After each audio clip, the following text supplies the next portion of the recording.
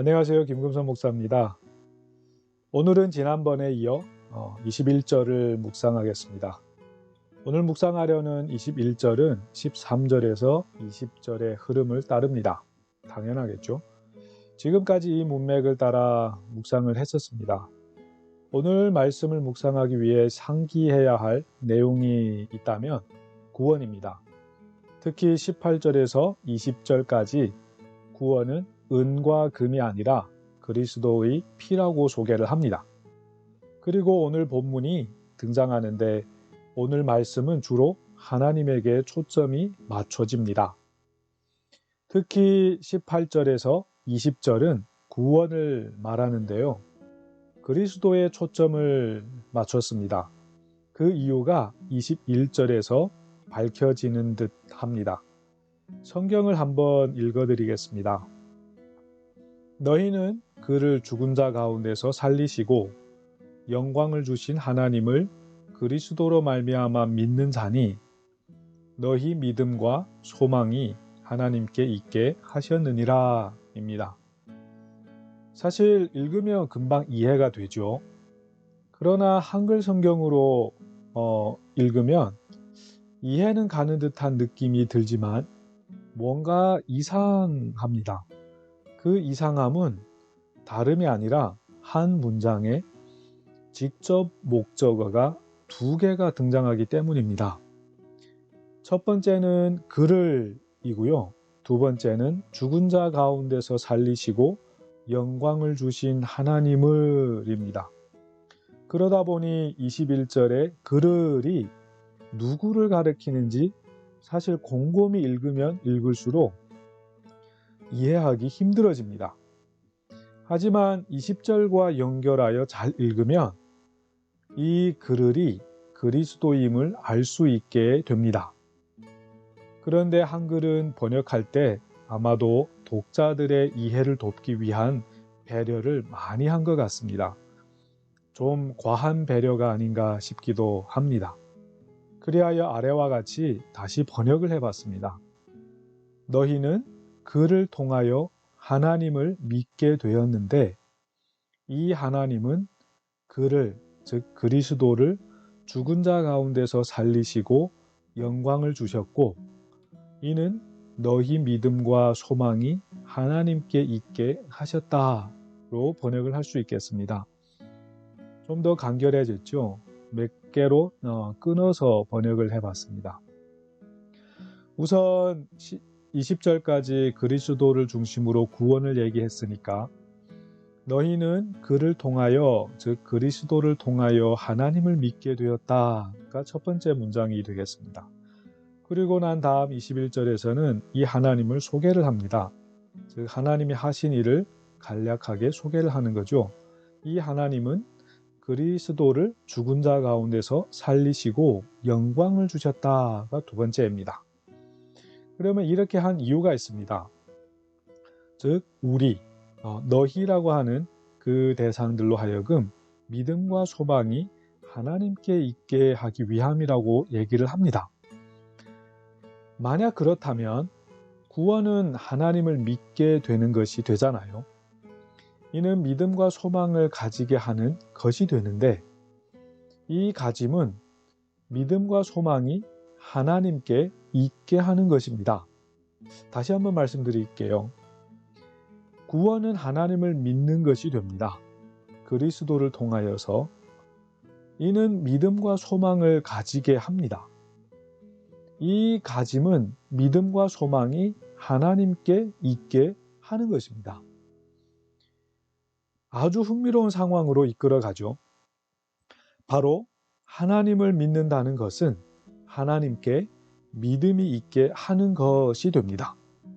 이는 마치 상호작용을 하는 듯하게 보여지죠. 물론 우리가 여기서 논리적으로 따져보면 믿음의 시작은 하나님이십니다. 이거는 빼도 박도 못하죠.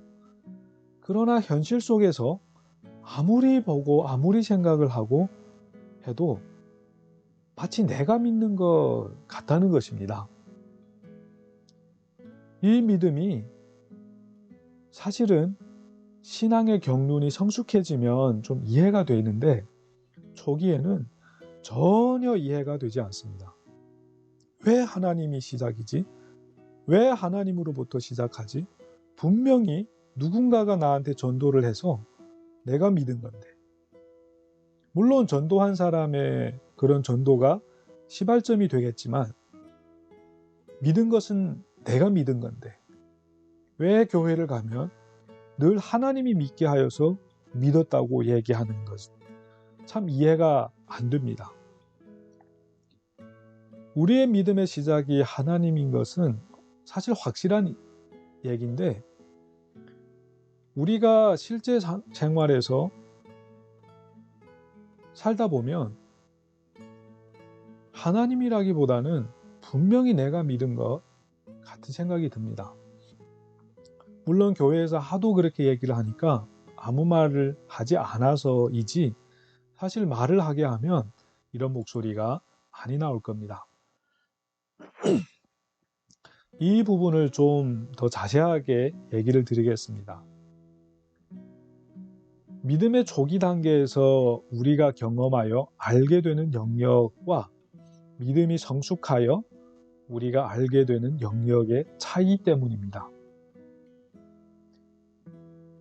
즉 우리의 인지의 차이라는 얘기입니다. 예를 하나 들어드리겠습니다. 우리가 엄마 아빠의 결혼으로 임신이 되어 태어납니다. 부모님의 돌봄으로 자라지만 어릴 때 다른 말로 하면 철이 없을 때는 마치 자기가 알아서 태어나고 알아서 큰 것처럼 생각을 합니다. 하지만 언젠가 철이 들잖아요. 철이 들면 그 과정에 눈을 뜨게 됩니다. 그리고 알게 됩니다. 아, 부모님이 다 하셨구나. 그래서 부모님에게도 고백을 하고 또한 굉장히 성숙한 모습을 보이는 것이죠.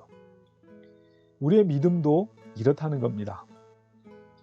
만약에 이렇게 이해를 한다면 우리는 여기서 세 가지를 추가적으로 알 수 있게 됩니다. 첫째는 우리를 구원하시고 믿음을 주신 하나님의 오래 기다리심입니다. 즉 부모님들이 우리를 철이 들 때까지 기다리듯이 말입니다. 하나님은 더 오래 기다리시는 거죠. 둘째는 우리로 하여금 믿음을 하나님께 있게 하는 데 있어서 가장 중요한 하나님의 변하시지 않는 신실하심입니다. 그 신실함의 정도는 우리로 하여금 절대적으로 하나님을 신뢰하게끔 합니다. 참 놀랍습니다. 그리고 셋째는 분명 하나님이 구원해 주시고 믿음을 주셨는데 우리가 성숙하지 않으면 전혀 눈치채지 못할 정도입니다. 이는 성경에서 오른손이 한 것을 왼손이 모르게 하라 하는 전형적인 사례가 아닐까 싶습니다. 참 멋있지 않나요? 믿음에 대해서 생각을 하다 보니까 이런 추가적인 내용까지 알게 되었습니다. 이런 추가적인 내용을 알게 되면서 저는 묵상을 하면서 우리 하나님 참 멋있다 라는 생각을 하게 되었습니다. 이 멋있는 하나님을 우리는 믿고 따릅니다. 오늘 하루도 우리가 아버지라고 부르는 이 하나님, 그 멋있는 하나님의 그 멋짐을 조금이라도 드러내는 하루가 되었으면 합니다. 네, 좋은 하루 되십시오.